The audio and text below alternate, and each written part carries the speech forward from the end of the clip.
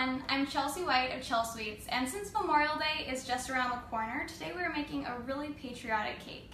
So we have here a bunch of red and blue layers and a bunch of patriotic colored frosting, and once we assemble all of this together, it's going to create the, it's going to look just like a flag when we cut into it. So I'm going to start assembling and I'm going to zoom in so you guys can see exactly what I'm doing as I assemble the cake. So here I have my standard 10-inch cake board. And I'm going to add a little dab of frosting to the base, maybe a big dab of frosting there, just to make sure that our layers stay in place. So as I'm doing this, you guys, just like always, if you have any questions, feel free to ask them. We'll try to answer as many as we can. So today, you guys, this cake is made with my classic vanilla layer cake recipe and my American buttercream. And you can see though my layers are a lot more thin than normal. So what I've done is I've taken one batch of my vanilla cake batter and I baked it into 8-inch layers, but 3 thicker 8-inch layers than normal. So I was able to cut them in half, creating 6 of these red layers. So to create the stripes of the flag, we're going to be using the red cake layers as the red stripe and then the frosting as the white stripe. So I'm going to go ahead and pipe some of this buttercream onto here. And we want the cake layers to be pretty thin because we want the layer of frosting and the cake to be somewhat similar thickness, just so it looks kind of uniform when we cut in. Do you use a special knife when you're cutting the cake? I always like to use, I love to like color coordinate my knives. So like today we're using a blue knife because it's obviously going to tie into the whole theme. But I think as long as you're using like a knife that's large enough to cut into it and that's sharp enough, I think you can use pretty much anything. So I'm going to spread this out now using my large offset spatula. And just going to do a quick little spin, you guys. And then we're going to continue building. So like I mentioned earlier, we're going to have 6 of these layers. And we're just going to keep building up. But it's really actually, despite being a little bit complicated in terms of the number of layers and having to color the batter, it's really easy to make because it's just the same cake recipe with a little bit of gel food coloring. And then you're using just the same flavor of buttercream. So it's nothing too crazy. So I'm going to continue to stack these, and as you're doing this, this is going to be a pretty tall cake. So I'm going to keep making sure that my layers are pretty level and aligned as I do this. So just a quick reminder for those tuning in now, what kind of cake is this? So this cake is just a vanilla cake, but it's colored to have some red and blue layers, and we're using white buttercream to make it look like a flag in the inside once we cut into it. So I'm smoothing this out, and actually you guys, if you're piping your buttercream on and it's really level, you can almost skip actually spreading it out like that, but I think I still like to do it just out of habit. Alright, so we're getting pretty high up here. We have our 4 layers now. So at this point in time, we want to add on our blue layer because we have to have that section of the flag as well. So I'm going to frost this, and then we're going to add on kind of the next piece of this cake. So again, you guys, this cake is going to be pretty tall. If you want to make it shorter, you could definitely make the cake have less flags beneath it, or not less flags, less stripes. What am I saying? But it will kind of change the dimensions of your cake. So if you're going to do that, you might want to make your blue layer a little bit thinner as well. Or just adjust to try to make it as proportional as possible. Your viewers want to know how you make the layers so thin. Yes, you guys, so that's a great question, and I'm actually going to can show you right now. So this is one of my thicker layers that I made. It's blue, and this is how thick these layers were, but I took a serrated knife and I spun the cake around and I really carefully leveled it and cut it into 2 pieces, and that's how I got them so thin. I also trimmed the caramelization off the sides of it, just to really help those vibrant colors shine through. So obviously you guys can see here, this is like a ring. We cut the center out just using about a 4-inch circle cutter. And this is really important because it's going to help us get that flag shape once we cut in. So I'm going to go ahead and press this down just to make sure there's no air bubbles. Try to make sure these are nice and aligned. A good trick, you guys, to make sure your layers are aligned is just to use your bench scraper and just do some gentle pushes to make sure everything is nice and straight. So now we have this hole in here and we need to fill that in. So I've used the same circle cutter that I used to remove the center, and I'm going to stick little circles of our red cake into there. So you want to push this down just to make sure that it's really all the way against that buttercream in there. And then we're going to fill in and repeat that process with one more of those little red cake discs. Got a little air bubble there. And again, you guys, the recipe for my cake layers and the frosting that I'm using, sorry, little hiccup there, and the frosting that I'm using today is all up on Chelsweets.com. So if you want to recreate this cake or you have any questions about how it's made, you can head over there and check it out. All right, you guys, so we have the inside fully built now.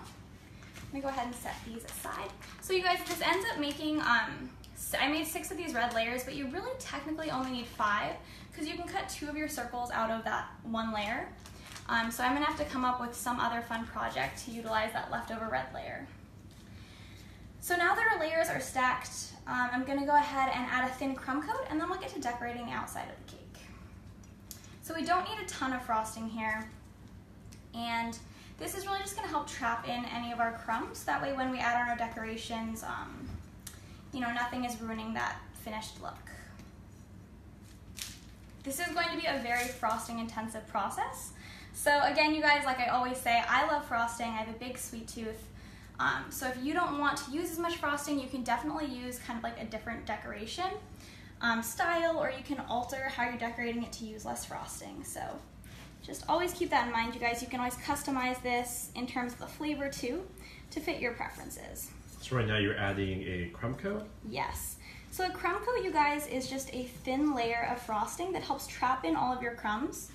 Let's scrape my extra frosting here, so that it doesn't kind of ruin your finished look once you add on your second layer of frosting. I'm actually going to utilize that for the top.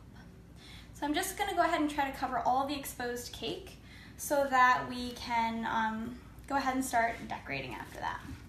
And normally when you have a ton of time, you guys, and you're not live streaming, you would chill the cake after you add on the crumb coat, which helps make it so much easier to get either really smooth sides or to get a really finished look.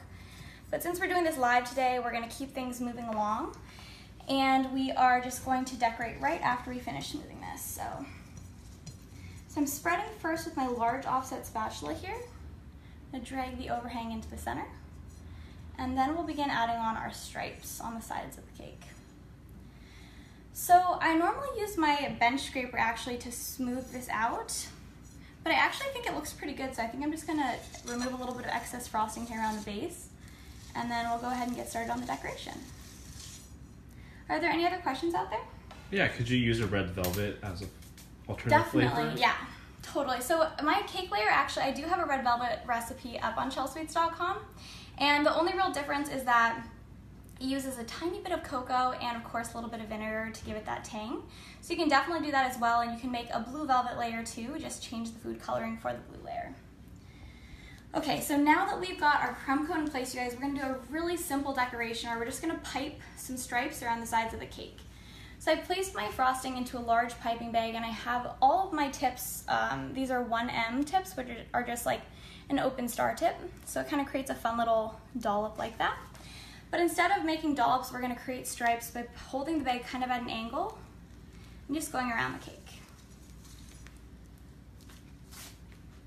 So we're gonna alternate red and white. And we're gonna always start and stop in the same place because there is gonna be a little bit of a break here, and you can kind of put that to the back of the cake if you want. That's like the seam of the cake. Exactly. So we've got our red. Next we'll go for our white. And if you kind of hold the bag or the tip really into the cake or against your crumb coat, you can kind of add a little bit less. So I think that's a good way also to try to, if you are sensitive to how much buttercream you're using, you can do that as well. And also, if worse comes to worse, you guys, and this doesn't work for you, you can always smooth it using a bench scraper and you'd still have some nice stripes. So I think baking is all about improvising, so that's another option too. How far in advance can you bake the cake layers? You can make the cake layers days in advance. So you can make them, if you wrap them properly, once they're cooled and you freeze them, they stay great for up to a week. I think it's always best to use layers that are as fresh as possible, but if you need to make them early, you totally can. Wrapping them keeps all the moisture in there and they'll still taste great. So I actually almost always make my layers in advance, just because when you're making everything from scratch, it's so time intensive, and it's really nice to break up making everything and decorating. So I do that all the time, yeah. I highly recommend it. All right, just have a couple more to go and then we'll start decorating the top. Ah, we're doing a blue top. Yes.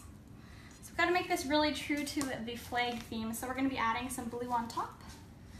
And it's kind of a little bit of a different look. So the outside isn't going to look really exactly like a flag, but it's going to be very reminiscent of it. So I think people will be able to figure out what it's supposed to be. So we'll start here. We'll do kind of one of the same style around the edge here. And as you're doing this, you really just want to keep your hand as level as possible. But it's really a very forgiving decoration style, so I think it's great if you're kind of new to decorating or if you're not comfortable getting really smooth sides. This is a great way to get a really uniform look that I think is really still a showstopper. It's also a little bit of a hand workout because you're piping quite a bit, but I think it's just a really fun spin. Literally a spin. All right, so you can see we do have our seam in the back. But we've got a really pretty front. We've got beautiful stripes there. That was super quick and easy, all with the Wilton 1M tip. And now we need to add some stars because this is supposed to kind of be a flag themed cake. So I'm gonna go ahead and insert some of my stars just right on the top. So this is fondant that I cut out using a little cookie cutter. And I've added some toothpicks into the center of them just because you could stick them directly into the frosting, but because we have these ridges, I think the bottoms would get a little bit lost. So I wanted them to be just a little bit elevated to really help them stand out. If you're really opposed to using toothpicks or if you're going to be feeding this to kids and you're worried about that, you could also use uncooked spaghetti, just sticks of that, which is a great alternative that is edible. So we're just working this around. You could definitely add stars to the entire top. You could lay them flat. There's so many different ways you could decorate this. So, you know, if you have something else in mind you'd like to do with it, you can really get creative. But I'm just gonna add a really simple ring just around the top. We'll do one more after this and we'll be ready to go. Ready to cut in, which is gonna be really exciting. That's like the best part. We'll move this one over just a little bit. Okay, you guys, so I think that our patriotic flag cake is complete, but now it's time for the best part to show you guys that inside that we made. Got that out.